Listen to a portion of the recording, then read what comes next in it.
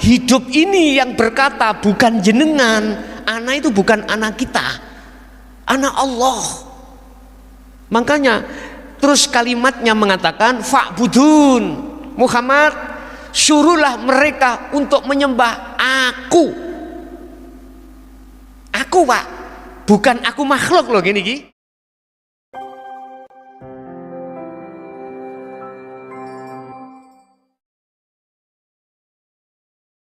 Beliau itu penggaweane ya, pekerjaannya itu mencari lalaki hidung belang.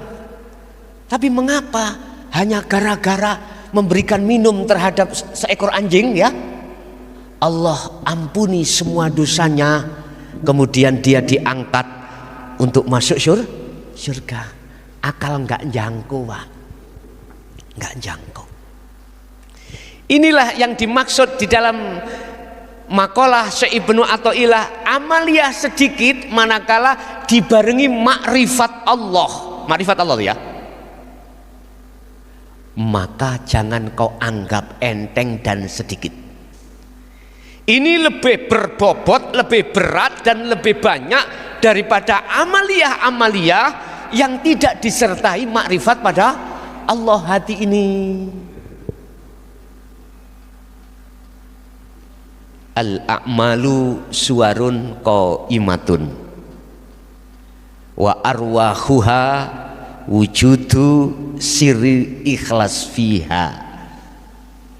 Amaliyah kabeh iku koyok patung Pak, seperti patung. Patung yang tidak ada ruhnya nggih kados cagak ngene iki. Njuk duwike gak dikasih, njuk makan, minta makan gak dikasih. Itu patung. Tapi patung ini akan bisa bermanfaat harus dikasih ruh. Amal itu bisa bermanfaat, amal itu bisa diterima Allah, harus dikasih ruh. Wa arwahuha wujudu sirri ikhlas fiha. Apa? Roy amal adalah ikhlas. Apa ikhlas itu? Diterjemahkan al-ikhlasu tarkul ikhlas bil ikhlas. Hatimu gak rumongso yen kuwi sing salat. Hati kita tidak beriman kalau kita yang bisa salat. Artinya hati kita menetapkan Allah semuanya yang memiliki. Inna sholati wa nusuki wa mahyaya wa mamati lillahi rabbil ngalamin. Di situ Pak. Subhanallah. Itu namanya tajalli Pak, sudah. Di dalam hati sampan sudah menetapkan semuanya adalah yang berperan Allah. Akunya hamba sudah hilang Pak. Makhluknya sudah fana karena sudah dikatakan kembali pada Allah. Bukan perkaranya ruh itu bisa manunggal dadi siji ambek Allah mboten. Ruh iki fana sirna. Wis kados air hujan tadi loh Pak. Air hujan, air kopi, air peceren, apapun kalau sudah ada di lautan sudah tidak ada sebutan itu. Mengapa? Dalam alam ini air laut kok asin? Ayo sampean buka di dalam Al-Qur'anul Qadim wonten artine. Sehingga alam ini bisa kita jadikan sebagai imtithal, sebagai perumpamaan, bisa kita kaji, bisa kita jadikan sebagai ayat untuk mendekat pada Allah. Sebetulnya di situ. Udah. Ainul Basyirah, ain melihat, basyirah maksudnya adalah Allah, bertemu Allah. Itu yang disebut makrifat. Berarti yang melihat itu apa? Ruh terhadap Allah? Bukan Pak. Yang namanya ahad, yang melihat, yang dilihat, itu yang berperan hanyalah tunggal, satu. Dalam bahasa syariat saya katakan yang bisa melihat Allah itu Allah sendiri. Itulah maknanya wa inna ilaihi raji'un. Ya ayyatuhan nafsul mutmainnah irji'i ila rabbiki radiyatam mardiyah. Udah. Mengapa disebut jiwa yang damai? Karena sudah bertemu Allah. Dia mau kembali nang Allah, sudah kembali Allah radiyatam mardiyah. Setelah itu fadkhuli fi ibadi. Allah memasukkan hamba ini di golongan hamba yang ada di surga. Bahasa syariat, bahasa hakikat di surga adalah musyahadah. Di situ la khaufun alaihim walahum yahzanun. Tidak ada rasa khawatir, rasa takut, rasa gelisah, sudah tidak ada. Karena apa? Hati sampean, akal sampean sudah dilalaikan oleh Allah dari perkara selain Allah. Contoh tilem, sampai nek tilem mikir nopo?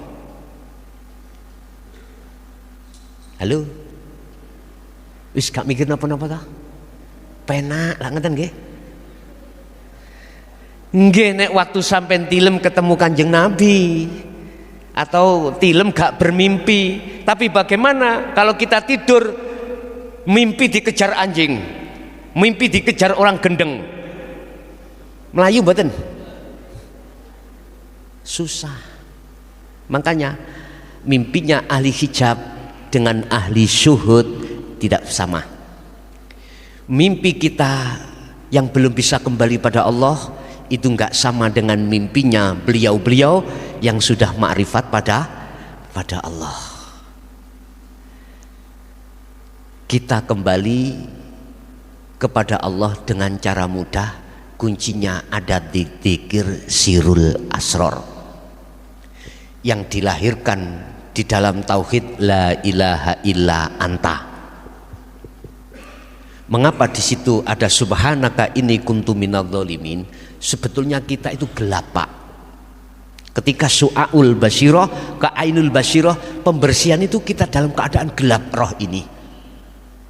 Digelapkan dengan aghyar duniawiyah. Makanya kita harus bersihkan itu. Kalau sudah dibersihkan ainul basyirah, kalau sudah sampai ke ainul basyirah, terakhir pintu yang ketiga adalah hakul basyirah. Apa itu? Pernyataan. Iman sampai sudah tidak bisa digoyah, Pak. Disitulah munculnya ajaran tauhid la ilaha illa ana. Itu di dalam surah Al-Anbiya ayat 25, Bapak Ibu bisa dilihat. Wa ma arsalna min qablika mir rasulin illa nuhi.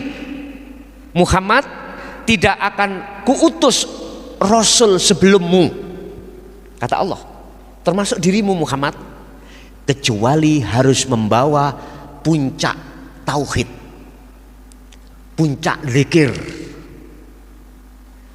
Sebab dengan tauhid la ilaha illa ana akan bisa ruh panjenengan, hati panjenengan ini mengesahkan Allah. Tidak akan pernah beriman terhadap selain Allah. Ilaihi, mana puncak daripada wahyu Allah? Ilaihi annahu berupa la ilaha illa ana. Tidak ada Tuhan kecuali aku, kata Allah. Artinya Rasulullah diperintahkan untuk mendidik umatnya pada saat itu tentang bagaimana caranya kembali dan mengahadiahkan hidup untuk menuju ahad pada Allah. Itu, Pak, yang ditutup-tutupi sepanjang masa. Ditutup-tutupi. Makanya waktu saya belajar tafsir Jalalain, ketika saat sampai pada surah Al-Anbiya ayat 25 ini tidak diungkap, Pak. Dimaknani tok sret terus Nah, terus bagaimana kalau tidak dijabarkan terhadap umat sehingga umat bisa kembali sampai pada Allah? Dalane lewat dijabarke dhisik, tapi ening resikone. Ini resikonya saya. 1 minggu yang lalu saya kena kado. Dapat kado, Pak. dikatakan dzalika dhalalatun, ajaranmu itu sesat. Udah, saya nggak ngereken Pak, nggak ngereken. Kalau ini kau terima monggo, tidak kau terima monggo. Hanya satu saya punya pertanyaan, tolong dijawab. Di dalam Al-Quran berapa surat, berapa ayat? Coba, mengapa di situ kalau berbicara tentang masalah sholat kok memakai kalimah koma, tidak fa'alah? Ternyata di situ diwajibkan khusyuk. Sholat ini wajib khusyuk. Pertanyaan saya, selama ini kita sholat masih ingat terhadap selain Allah enggak? Kalau masih ingat selain Allah, ini pertanyaan besar Pak, mestinya. Tapi mengapa ini tidak diurai, tidak dikatakan sebagai persoalan besar di tengah umat Islam khususnya? Ini sebab kita nggak mungkin Pak ada di dunia tok. Pasti kita akan tinggalkan dunia dan menghadap pada Allah. Dan ini perjalanan yang tidak ada batasnya. Kita jarang mikir masalah itu. Yang banyak kita memikir apa yang tertuang di dalam surah Al-Ibrahim, surat Ibrahim ayat 3 Pak. Apa? Kita dibikin oleh nafsu supaya berkasih mesra terhadap selain Allah. Pertama. Yang kedua, wa yasudduna an sabilillah. Sengaja nafsu dalam diri kita itu menghalang-halangi ruh manakala kita akan mengenal terhadap Allah, dikandoli gitu loh Pak maksudnya. Terakhir, nafsu akan membuat kita, mengharapkan kita supaya iwajan, berbelok arah di situ Pak. Padahal Allah katakan ulaika fi dhalalim mubin. Nafsu iku jelas, setan iku jelas tersesat amat jauh. Lalu apa kau mengikuti 3 perkara ini? Kita memang tidak terasa Pak, karena tidak dibukakan pelajaran yang seperti ini, sehingga kita sebagai umat Islam menengah ke bawah buta tentang ajaran ini. Bapak Ibu, kalau sudah di Ainul Basyirah, pintu yang ketiga, nanti sampai akan terjadi ketika suluk Pak niki mengki. Akan bisa merasakan dan melihat sendiri perjalanan sampean iki ketika suluk. Di situ nanti jenengan kalau sudah di Hakul Basyirah, maka muncullah tauhid namanya la ilaha illa ana. Artinya hidup ini yang berkata bukan jenengan. Ana itu bukan anak kita, anak Allah. Makanya terus kalimatnya mengatakan fa'budun, Muhammad suruhlah mereka untuk menyembah aku Pak, bukan aku makhluk loh gini. Jadi Rasulullah diperintahkan Allah untuk menyuruh kita menyembah aku Allah. Itu akan terjadi manakala jenengan sudah melewati dzikir sirul asrar. Akhirnya itulah muncul melahirkan dzikir yang disebut fana'udz dzikri. Sampai nggak percaya buka di dalam Al-Qur'anul Qadim, muncul di situ. Pun mentok Pak niki, mentok.